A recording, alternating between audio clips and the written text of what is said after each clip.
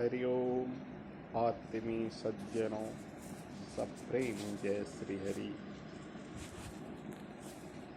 आज एक कथा सुनाने जा रहा हूँ भगवान के सानिध्य का, भगवान के सामिप्य का। एक बार की बात है, कौरवों और पांडवों का युद्ध निश्चित हो गया। युद्ध में श्री कृष्ण की सहायता लेने के लिए दुर्योधन और अर्जुन दोनों द्वारका गए।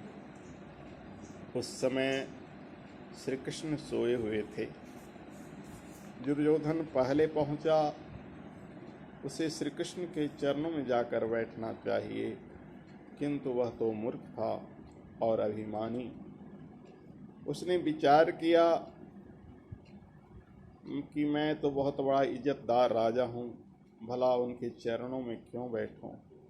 अतः श्री कृष्ण के सिरहाने के पास एक सिंहासन पर वह बैठ गया। अर्जुन बाद में आए और श्री कृष्ण के चरणों में बैठ गए। त्रिलोकीनाथ भगवान श्री कृष्ण जब नींद से जगे तो उनकी नज़र सबसे पहले अर्जुन पर पड़ी, उसके बाद दुर्योधन पर। दुर्योधन ने कहा कि अर्जुन से पहले मैं आया हूँ। भगवान ने कहा तुम चाहे पहले आए हो, किंतु मेरी नज़र तो सबसे पहले अर्जुन पर पड़ी है। अर्जुन भगवान के चरणों में बैठा था, इसलिए उनकी नज़र सबसे पहले अर्जुन पर ही पड़ी।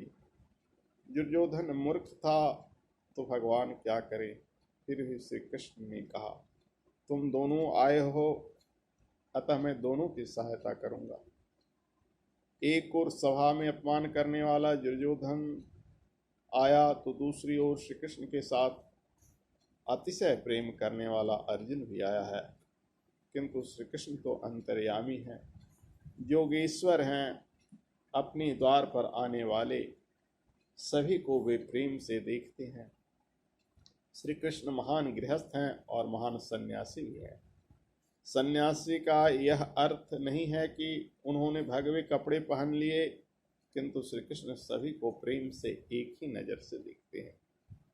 फिर चाहे उनके आंगन में दुर्योधन आए चाहे अर्जुन, प्रभु ने दोनों की सहायता करने का वचन दिया।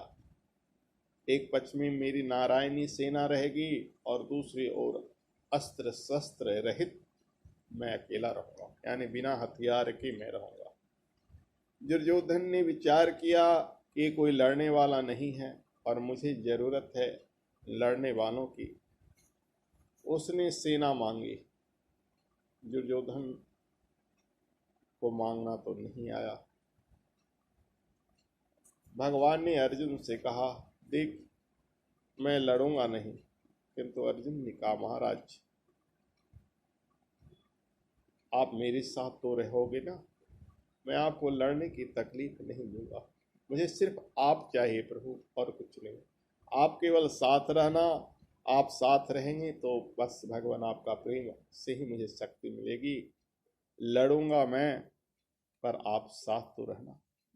श्री कृष्ण अर्जुन के सारथी बने और रणभूमि में उसकी रक्षा की और उसे विजयी बनाया। तभी तो कहा गया है यत्र योगेश्वर श्री कृष्ण यत्र पार्थो धनुर्धर तत्र शिविजयो भूति ध्रुवा नीतिमतिमम। भगवान के चरणों में जो झुकता है उसके सभी मनोरथ पूर्ण हो जाते हैं। भगवान जिसके साथ रहते हैं उसे सब कुछ मिलता है। लेकिन आज भगवान को कौन मांगता है? भगवान से सिर्फ उनकी भौतिक संपदा को मांगता है। दुर्योधन की भांति यह मूढ़ संसार सिर्फ धन दौलत ऐश्वर्य पुत्र आदि की मांग करता है। किसी ने भगवान से भगवान को नहीं मांगा। आज भी आप देखते हो कि जो साधु सन्यासी घर द्वार त्याग कर ऐश्वर्य को लात मार कर चल देता है ईश्वर की खोज में, और वह ईश्वर को भी पा लेता है, और ऐश्वर्य तो उसके चरणों में अनायास आ जाता है। बड़े बड़े साधु संतों के पास देखते हो कि वे घर द्वार त्याग कर चल गए, फिर भी उन्हें धन देने वालों की भीड़ लगी हुई रहती है और एक समान धनाढ्यों से अधिक धन उनके चरणों में अर्पित होता है। जबकि धन कमाने वाले लोग दिन रात धन कमाते हैं और उन्हें चंद तरह की चिंता, फिक्र, टेंशन, डर, भय बना रहता है, फिर भी वो उतना धन जीवन में कमा नहीं पाते हैं। क्यों? क्योंकि उन्होंने कभी ईश्वर को मांगा ही नहीं। उन्हें सिर्फ धन चाहिए, धन चाहिए। उनके लिए टका ही सब कुछ है। लेकिन जिन्होंने भी टका को त्याग दिया, धन को त्याग दिया, ऐश्वर्य को त्याग दिया, सिर्फ नारायण को पाने के लिए निकल गए, लक्ष्मी तो स्वतः उनके साथ खुद ब खुद चली आती है।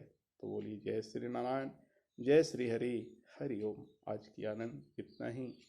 तो बस अब भगवान के चरणों में लगे रहिए, आपको सब कुछ मिलेगा।